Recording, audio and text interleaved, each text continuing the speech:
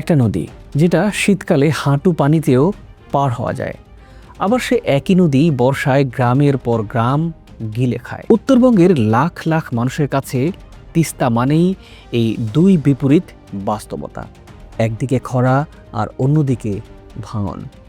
গেল কয়েক সপ্তাহে এই নদীকে ঘিরে বাংলাদেশের সংসদে সবচাইতে বড় ঘোষণার একটা এসেছে। জাতীয় বাজেট অধিবেশনে খোদ প্রধানমন্ত্রী দাঁড়িয়ে বলেছেন যে কোনো মূল্যে এই প্রকল্প বাস্তবায়ন করা হবে। একই সঙ্গে এই এক প্রকল্প নিয়েই টানাটানি করছে এশিয়ার দুই পারমাণবিক শক্তিধর দেশ চীন এবং ভারত। তাহলে আসলে কি ঘটছে তিস্তা মহাপরিকল্পনা নিয়ে? কাজ কতদূর এগোলো আর কোথায় আটকে আছে এই মহাপরিকল্পনা? সবশেষ খবরাখবর নিয়ে আজকের এই প্রতিবেদনটি তৈরি করা হয়েছে। আশা করি পুরো আয়োজনে সাথে থাকবেন। আপনাদের সাথে আছি আমি শাহাদাত হোসেন।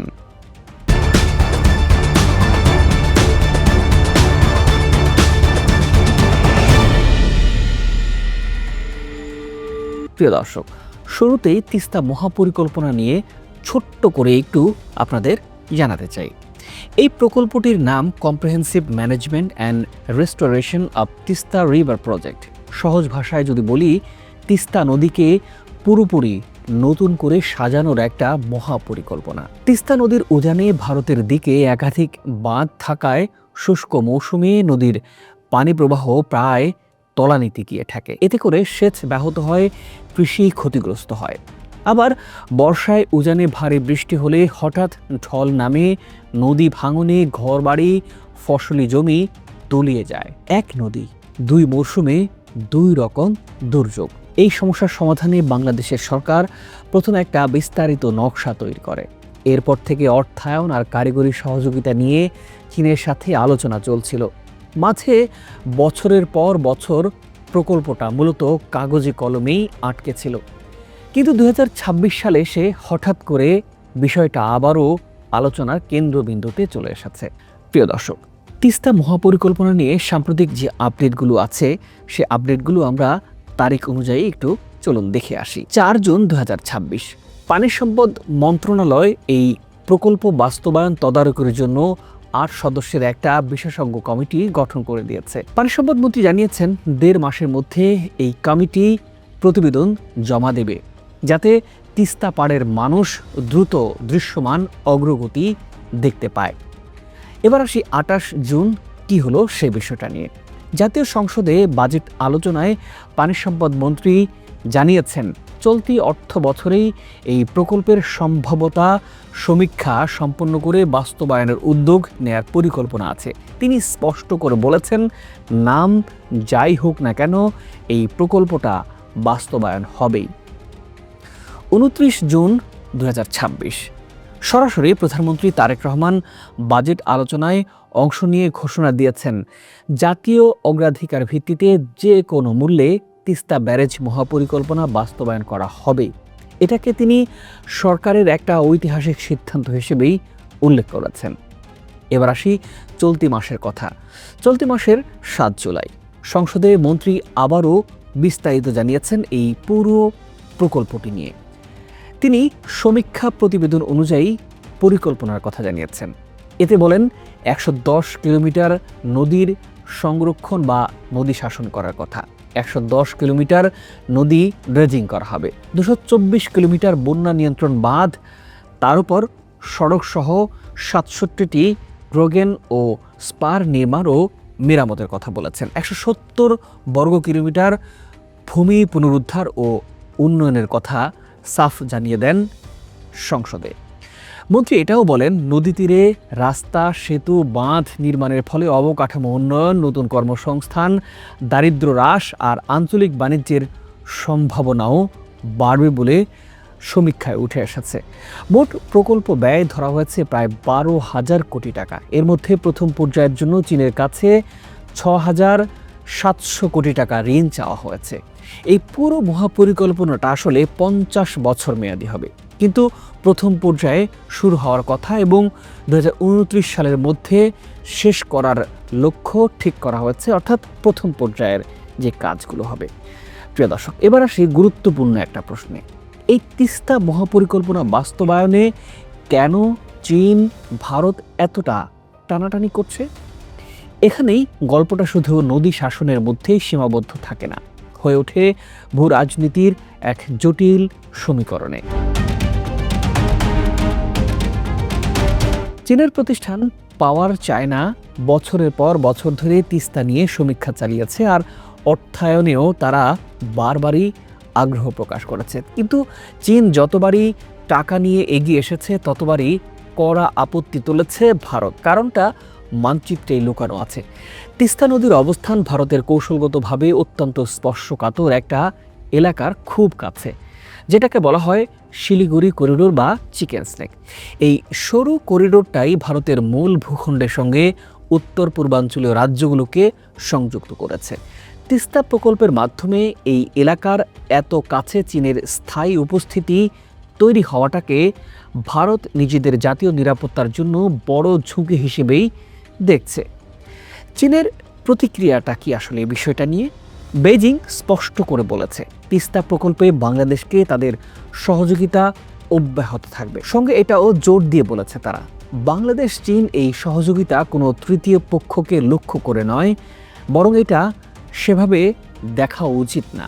একই সাথে চীনের বার্তায় এটাও ইঙ্গিত আছে এই সহযোগিতা যেন তৃতীয় কোনো পক্ষের প্রভাবমুক্ত থাকে। তাহলে বাংলাদেশ কোন অবস্থানে আছে?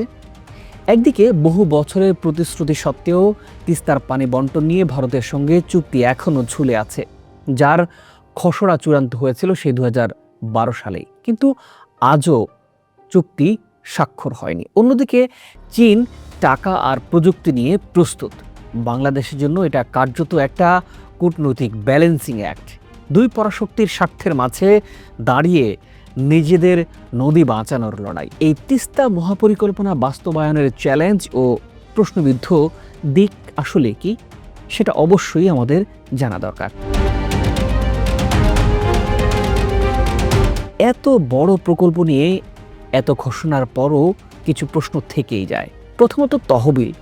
প্রকল্পের প্রথম পর্যায়ের জন্য 6,700 কোটি টাকা ঋণ চাওয়া হয়েছে চীনের কাছে, কিন্তু চূড়ান্ত অনুমোদন আর শর্তাবলী এখনও পুরোপুরি নিষ্পত্তি হয়নি। ভূ রাজনৈতিক জটিলতার কারণে এই ঋণ প্রক্রিয়া কতটা মসৃণভাবে এগোবে সেটা এখনও অনিশ্চিত। দ্বিতীয়ত সময়।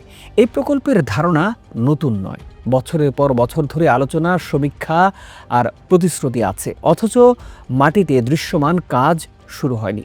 বিশেষজ্ঞ কমিটি, সমীক্ষা, প্রতিবেদন, এগুলো গুরুত্বপূর্ণ ধাপ ঠিকই, কিন্তু প্রশ্ন থেকে যায় এবার সত্যি সত্যি মাটিতে খনন যন্ত্র কবে নামবে? তৃতীয়ত উজানের পানির সমস্যা। মহাপরিকল্পনা নদী খনন আর তীর সংরক্ষণ করবে ঠিকই, কিন্তু উজানে ভারতের বাঁধের কারণে শুষ্ক মৌসুমে পানির যে ঘাটতি, সেই মূল সমস্যার সমাধান একা বাংলাদেশের পক্ষে সম্ভব নয়। পানি বণ্টন চুক্তি ছাড়া মহাপরিকল্পনা কতটা কার্যকর হবে সেটাও একটা বড় প্রশ্ন। তিস্তা মহাপরিকল্পনা বাস্তবায়নে কি বদলে যেতে পারে, এর সম্ভাবনার দিকটিও আমাদের জানা দরকার। তবে হতাশার পাশাপাশি সম্ভাবনার দিকটাও কম কিছু নয়। প্রকল্প পুরোপুরি বাস্তবায়িত হলে রংপুর বিভাগ সহ এই পুরো অঞ্চলের অর্থনৈতিক আর সামাজিক চেহারা বদলে যেতে পারে বলে মনে করছেন বিশেষজ্ঞরা। নদী শাসনের ফলে বর্ষার ভাঙন কমবে, শুষ্ক মৌসুমে সেচের পানি সহজলভ্য হবে, নতুন সড়ক সেতু গড়ে উঠবে, আর যে জমি বছরের পর বছর নদীর পেটে তলিয়েছিল সেই জমি আবার কৃষিকাজের জন্য ফিরে পাওয়া যাবে। সরকার এটাকে পদ্মা সেতুর মতোই একটা রূপান্তরকারী প্রকল্প হিসেবেই দেখতে চাইছে, যেটা গোটা অঞ্চলের ভাগ্য বদলে দিতে পারে।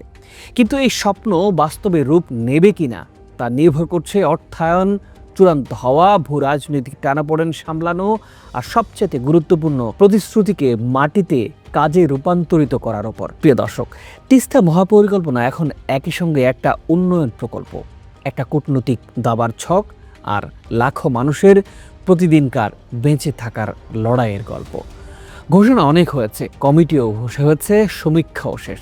এখন অপেক্ষা শুধু একটা জিনিসের, সেটা হলো মাটিতে আসল কাজ শুরু হওয়া। প্রিয় দর্শক, এই প্রকল্পের পরবর্তী আপডেটগুলো অবশ্যই আপনাদের জানানোর চেষ্টা করব। সেজন্য চ্যানেলটা সাবস্ক্রাইব করে আপনারা রাখতে পারেন। আপনার কি মনে হয় তিস্তা মহাপরিকল্পনা এবার সত্যি বাস্তবে রূপ নেবে নাকি আগের মতোই থমকে থাকবে? আপনার মূল্যবান মতামত জানাতে পারেন আমাদের। ভালো থাকুন, সুস্থ থাকুন, দেখা হবে পরে বিশ্লেষণে।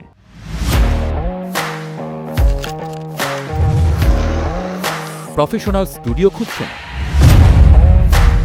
ঢাকার প্রাইম লোকেশন নয়াপল্টনে দেশ সমাচার স্টুডিও আপনার কন্টেন্ট প্রোডাকশনের নির্ভরযোগ্য ঠিকানা।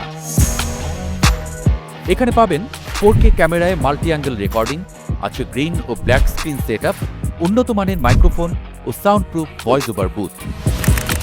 আপনার পছন্দ মতো স্টুডিও ডিজাইন করার সুযোগও থাকছে। Hazrat Shahjalal news content, talk show, interview বা পডকাস্ট যা কিছুই করেন এখানে পাবেন প্রফেশনাল সেটআপ আর ফুল এডিটিং সাপোর্ট। আপনার চাহিদা অনুযায়ী বুক করতে পারেন আজই। কল কিংবা হোয়াটসঅ্যাপ করুন এই নাম্বারে 017202106557। ভিজিট করুন আমাদের ওয়েবসাইট ও ফেসবুক পেজ।